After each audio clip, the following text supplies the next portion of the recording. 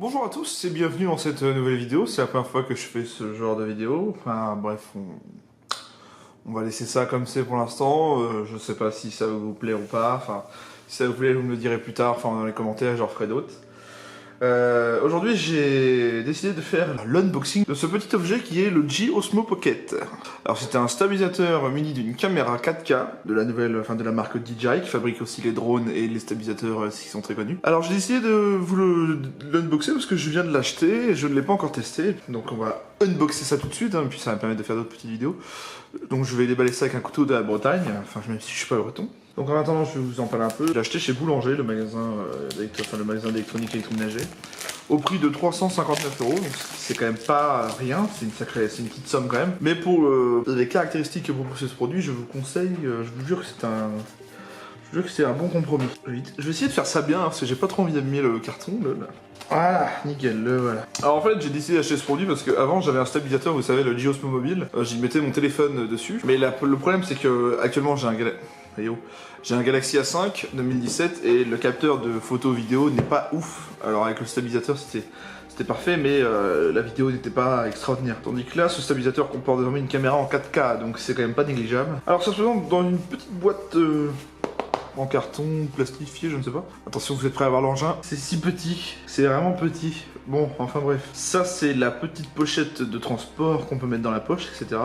Alors, on a, j'imagine, le câble de rechargement et les adaptateurs pour brancher à son téléphone. Tiens, ça tombe bien, ils ont mis un adaptateur type C. Et ben mon Galaxy A5 c'est un type C, tant mieux. Alors ensuite on a pour les iPhones, je sais plus le nom, c'est un nom bizarre. Et un câble de rechargement type C d'ailleurs, c'est directement du type C qui sort. Et j'imagine les notices d'utilisation, voilà, tout simplement. Oh là là, c'est si petit. J'ai quand même des grosses paluches, enfin des grosses mains, et pourtant par rapport à, dans ma main ça fait cette taille là quoi. Pour la qualité que ça procure, je trouve ça énorme de réussir à faire un stabilisateur aussi petit et d'aussi bonne qualité en fait. En fait c'est en plastique, en fait il y a du métal et du plastique, mais le plastique est loin d'être pourri, enfin c'est du plastique de bonne qualité, on dirait un espèce de mélange d'ABS et je sais pas quoi.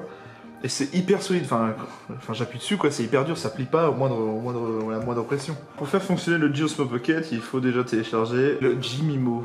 Alors, j'aimerais bien la trouver. On installe.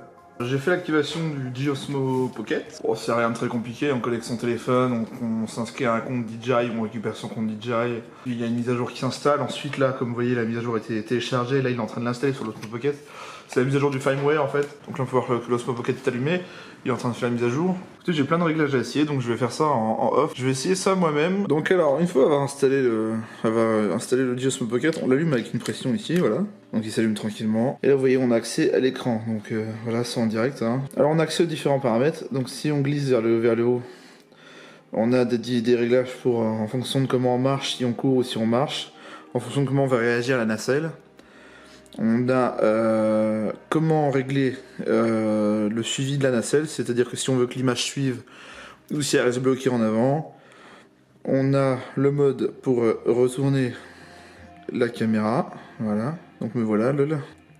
Ensuite on a le mode pour recentrer la gimbal, donc la nacelle. Ici on a les différents paramètres, la batterie, la calibration de la nacelle, puis quelques autres réglages. Vous voyez que le tactile réagit plutôt bien pour un petit appareil, c'est extraordinaire. Donc là, je sais pas ce que c'est, j'ai pas encore compris. Ça, c'est pour régler le mode 16/9 ou 4/3 sur les photos. Ça, c'est le mode d'autofocus. Le mode pro qui permet de faire des réglages manuels.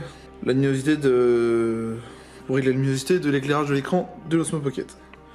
Si on va vers la droite, on peut choisir le mode photo vidéo ou le mode ralenti ou le mode timelapse ou alors le mode panoramique. Donc on a des réglages pour chacun, voilà. Pour la vidéo c'est pareil, on a des réglages pour le 16/9, le 4K, 60 images ou 150. Ensuite on a le slow motion donc, qui est ralenti à 1080p à 120 images sur seconde, je crois que c'est ça. Donc x4, le timelapse et le panoramique, donc ça vous connaissez.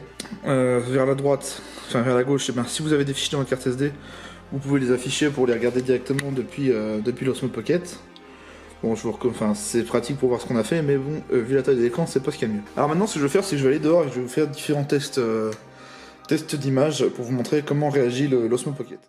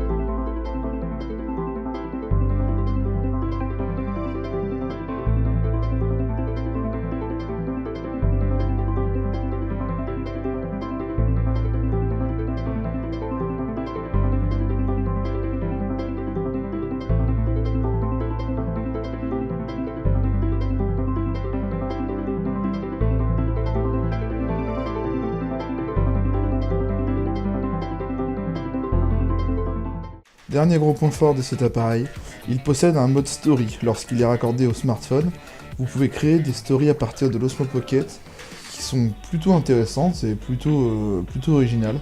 Vous voyez ici dessous dans l'image.